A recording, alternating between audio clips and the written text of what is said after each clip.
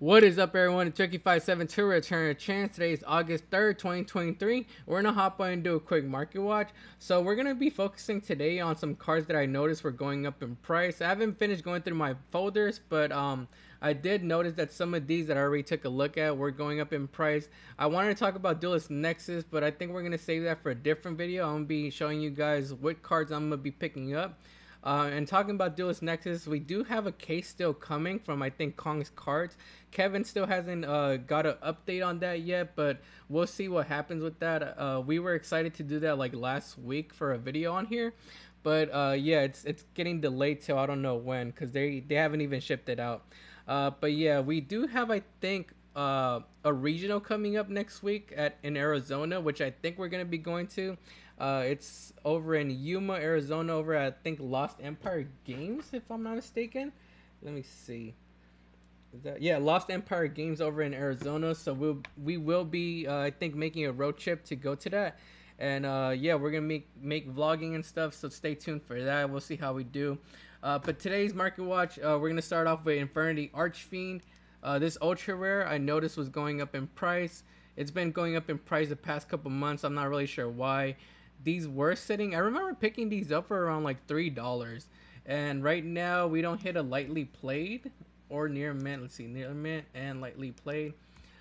We don't hit a near mint lightly played until we hit $9, $9, $10, and they go up to like, I guess that's 1278, and I can't math this right now, but 9 plus 4 is what? 9, 10, 11, 12, 13, like 14, $15. So yeah, they are going up in price. Like I said, I remember picking this up years ago when I was playing Infernities, and I was hoping this card would come to like 3 over here in the TCG, but it's still limited at the moment. I'm still hoping that one day it comes to 3, because that's gonna shoot it up in price. If you guys don't have your copies, there are other copies that you guys could go for if you're a budget player. But yeah, this ultra rare is going up in price. We have parallel rares, we have gold rares, and we have some commons available. It looks like the commons are like $1 as well. So yeah, these commons are looking like $1.40, heading up to like the $2 price point. And then we have the gold rares, which no one likes. I actually played the gold rare since the ultra rare is high up in price. I've been playing the gold rare. But yeah, it looks like these gold rares have been going up in price too. Like I said, I'm not really sure why. Maybe people are anticipating that this card is gonna be at 3. But let me know down in the comments below how you guys feel about Infernity Archfiend. Loptar Shadow of Gene Raider Bosses only has one printing, and Eternity Code was actually, I think, reprinted in last year's 10, so I don't know where this card would be reprinted at now. This card was sitting at a low price point of like $2.50, and right now we only have 24 listings on the market, so it's kind of low on listings.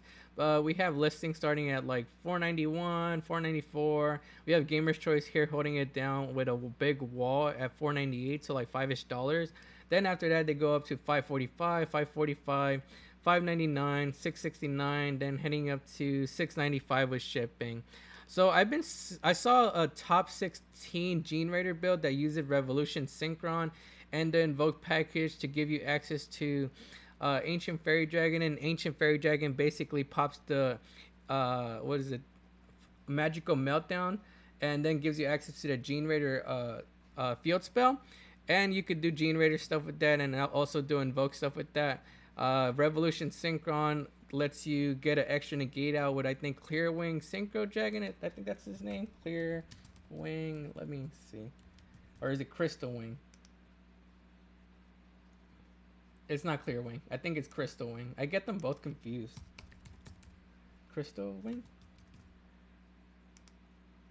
Yeah, it's Crystal Wing Synchro Dragon. So you basically, with Ancient Fairy Dragon and the Revolution Synchron, you could easily make this in the Invoke Gene Raider build that's been going around. I'm thinking about testing it out, but that's the only reason I could think of this card going up, other than the fact that it hasn't had a reprint.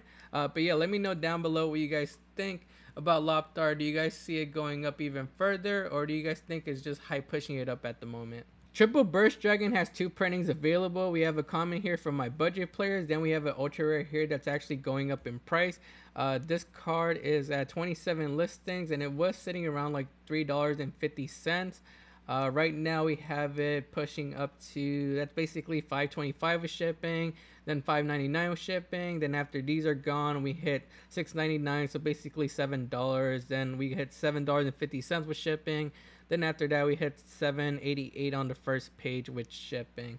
But yeah, this is a staple in the Dragon Link deck, so I'm thinking that's why it's going up in price. And I think it's only a one-of, so you don't have to really worry about spending too much on it. But I'll definitely get my copies now before they start going up even further. Let me know how you guys feel about Triple Burst Dragon. Do you guys see it reaching? Well, let me know what price point do you guys see it reaching. I think these could hit like $10-11. Celestial Double Star Shaman is a card I never heard of, but it came in the collection I picked up, and I noticed it was going up in price. So we have it at, let's see, we had it at like $5-ish, and right now we have 30 listings on the market. We have a couple Italian listings at $4.99. But after that, we hit $4.99. Lightly played $4.99. That's Italian at $4.99. But then we go, after these $4.99 copies are gone, we hit $6.99, basically $7.99 with shipping, $8.23, $8.24, $8.25. So they are starting to go up in price. Let's see what it does. It says when this card is synchro summoned, you can special summon up to 4 level 2 non-tuner monsters from your hand or graveyard in defense position, but they have their effects negated. Also, you cannot special summon monsters from the extra deck for the rest of the turn except synchro monsters. So it locks into synchro monster. It's a level 2 tuner, but it does let you summon up to 4 level 2 non-tuner monsters from your graveyard. So that's kind of interesting. And this card is a tuner itself, so that's something to think about. Maybe with the new synchro support, this card has some playability. But let me know down below if you guys have any idea why Celestial Double Star Shaman might be going up in price. A couple weeks ago, I saw MCO40 mention this card, Trishula Zero Dragon of the Ice Barrier from the structure deck Freezing Chains. So I wanted to take a look at it today. So it looks like it's still continuing to go up in price a little bit. These were sitting at under $1. We have 88 listings on the market, and we have listings at 129, 173, 175, 184, 193. So they are starting to push up to that $2 price point. Let's take a look at Freezing Chains, the structure deck. I actually have like 3 of these in inventory that I regret buying because there's like no value in the deck. Probably a pointer was good when it was at 3, but right now it's, I think, limited. Or is it banned? I forgot if it was limited or banned. Let me know down in the comments below. But that was the only thing holding value. And then we have Where Art Thou, which I think is good. If you're a budget player, you could get cheap copies right here. But I think the super rare is like $1 as well. But we have Trishula being the most expensive card at like $2. Everything else kind of sucks from this structure deck. I regret buying it. But yeah, I think it's just synchro hype pushing it up at the moment. Maybe you can make this easily in some deck that I don't know about. It's a pretty good card. It says when this card is synchro summoned, you can banish up to 3 cards your opponent controls. If this synchro summon card in its owner's control is destroyed by an opponent's card, you can special summon 1 Trishula Dragon of the Ice Barrier from your extra deck or graveyard. Its attack becomes 3300. Then have the attack of any face-up monster your opponent currently controls also negate their effects. So it's pretty good. On summon, it banishes 3. Then when it gets destroyed, you get to Dark Ruler no more the field, have the attack, and you bring out a big regular Trishula. So it's not bad. Let me know how you guys feel about this card. Do you guys see it making an impact later on in the meta, or is it one of those cards that's never going to take off? Geomathemic Final Sigma, I noticed, was being used in different synchro builds to target with Crimson Dragon. So it's basically used as a stepping stone. You would make Geomathemic Final Sigma on your turn, then you target it with Crimson Dragon to go into Hot Ridge Dragon Calamity to lock your opponent out in their turn. So we have secret rare copies, and we have ultra rare copies from Ghosts from the Past, the Second Haunting. These are like under 50 cents, so if you want to be like extra budget, you can go for the ultra rares. But these secret rares are still pretty cheap in my opinion. We had them at like $1, and right now we only have 70 listings on the market. We have listings at 145, basically 245 with shipping, 198, basically 298 with shipping right here. Then we hit 199 with shipping. We have a wall right here with 117 copies at 199 with shipping. Then after we go up to 199, 299. So we'll call it between like $2, or we'll call it $2 for Final Sigma, but they were sitting at $1 and people are starting to pick these up, so just wanted you guys to be aware of that. Garuro Wings of Resident Life has been going up in price. We had them sitting around like under $20 a couple of weeks ago, but this week we only have 15 listings on the market, and we have listings starting at $28.99, $28.99, $30.99, $33, $34.99, and going up to $36.69. Let's take a look at the sales. So we do have sales at the $32 price point, $27. Someone paid $39 for this. $26, $27. So they are selling above like that $20 price point. So the only reason I could think of this card going up is because it's from Power of the Elements, and on the 25th Century Tins this year, Power of the Elements isn't listed. But other than that, maybe people are gonna play Super Poly this format and are just picking this up to have an extra deck.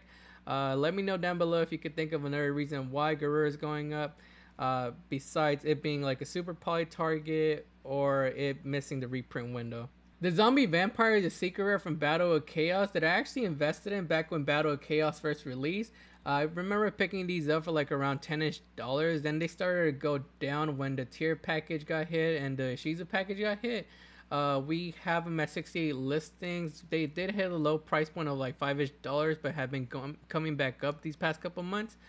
We have them at $792, $793, $870 with shipping, $873, $890 with shipping, heading up to $899 on the first page. So they are starting to recover a little bit, but in my opinion, I would be getting rid of this card because it is from Battle of Chaos, and Battle of Chaos is listed on this year's 25th Century Tins to get a reprint. So this card might get a reprint in that set. But yeah, let me know how you guys feel about the Zombie Vampire, and let me know what deck might be using it at the moment, causing it to go up in price. And last card on today's market watch is going to be Fateful Adventure. So it looks like Fateful Adventure is pushing up even higher than it was a couple of weeks ago. And that's because it missed a reprint in Battles of Legend. Rite of Armistice and Water and Trances got reprinted, but not this one. So this is the only affordable copy available. We did have it sitting around like $10-ish a couple of weeks ago. Right now we have 30 listings on the market.